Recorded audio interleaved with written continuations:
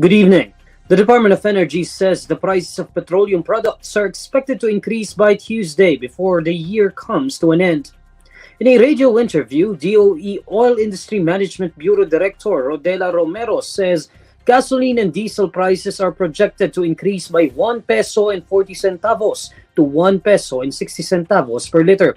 Meanwhile, the price of kerosene is seen to increase by 1 peso and 60 centavos to 1 peso and 80 centavos per liter. According to Romero, this comes as oil companies avoid going through the Red Sea due to recent attacks on commercial vessels by Yemeni Houthi rebels. She says the oil firms are forced to reroute their tankers, including incurring additional costs. A Reuters report says attacks by the militant group have prompted the U.S. and its allies to create a multinational operation to conduct joint patrols in the Red Sea. President Bongbong Marcos vetoed two provisions in the 2024 General Appropriations Act, which contains the 5.768 trillion peso national budget. The Presidential Communications Office says that the President vetoed provisions on the Department of Justice's revolving funds and the implementation of the national government's Career Executive Service Development Program. In a letter to Speaker Ferdinand Martin Romualdez and other House members, Marcos says he vetoed the first provision since no law authorizes the department to establish a revolving fund for the purpose indicated. On the implementation of national government's Career Executive Service Development Program, Marcos says he vetoed Section 38 under the general provisions because it does not relate to any particular appropriation in the budget. Marcos signed into law the General Appropriations Act for fiscal year 2024 on December 20. Next year's spending plan is 9.5% higher than this year's 5.268 trillion peso national budget. A recent Pulse Asia survey shows there are fewer Filipinos who expect their holiday celebrations in 2023 to be more prosperous than last year, while an overwhelming majority remain confident that life in 2024 will be much better. The survey reveals that only 30% of respondents believe they would be having better celebrations in 2023 compared to 2022. This is down from the 43% recorded in November 2022. However, the same survey indicates that 92% of Filipinos anticipate a better 2024. According to Pulse Asia, this is prevailing sentiment in every geographic area and socioeconomic grouping. The pollster says this is also significantly the same as what was recorded in 2022. The proportion of poor Filipinos declined in the first half of 2023 as the Philippines emerged from the pandemic. According to the Philippine Statistics Authority, a nationwide survey shows there were 25.24 million poor Filipinos in the first half of 2023. This is lower than the 26.14 million recorded in the same period in 2021.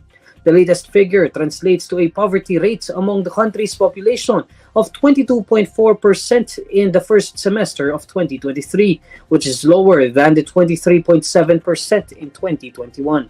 Socioeconomic Planning Secretary Arsenio Balisacan says fully opening the economy allowed the country to recover from the unprecedented impact of the pandemic.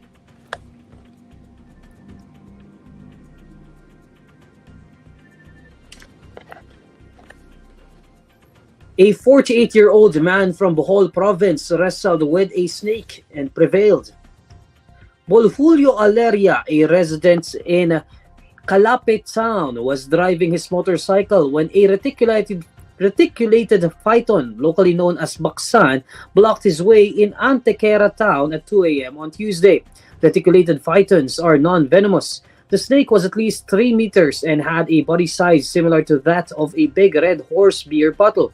Aleria thought the snake was just crossing the road, but it quickly wrapped and started to squeeze him. It also bit his hand and arm.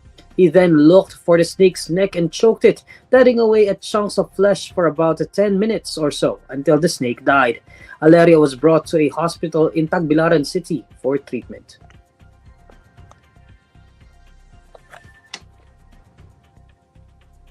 Senator Gatchalian refuses to give his comment on the issue surrounding his girlfriend, Bianca Manalo, who is caught up in a controversy involving co-star Rob Gomez. Manalo, Gomez, and Herlene Budol are the talk of the town after screenshots of the actor's messages with them were leaked on his social media pages. The messages implied a sexual relationship. At the tail end of a press briefing on Friday, Gatchalian was asked if he would like to say anything about Manalo's supposed intimate exchange with Gomez. If you want to comment lang, sir, dun sa Bianca Manalo issue. No comment. Okay.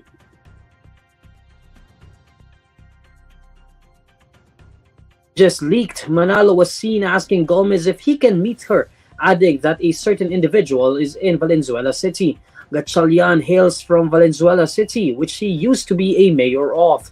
Manalo earlier broke her silence on the issue, saying some parts of her conversations with Gomez were deleted to create malicious insinuations. Though he declines to comment on the matter, Gatchalian reposted an INQUIRER.net tweet about Manalo's clarification. Here's the latest roundup of today's top stories. Fuel prices seen to increase before the year ends. President Bongbong Marcos vetoes 2 provisions in the 2024 national budget, according to Palace. And Senator Gatchalian refuses to comment on issues surrounding girlfriend Bianca Manalo. And these are the issues you need to know today. I'm Neil Mercado. Follow INQUIRER.net on Facebook, X, YouTube, TikTok, Instagram, and Reddit. For more stories, visit INQUIRER.net. Good evening.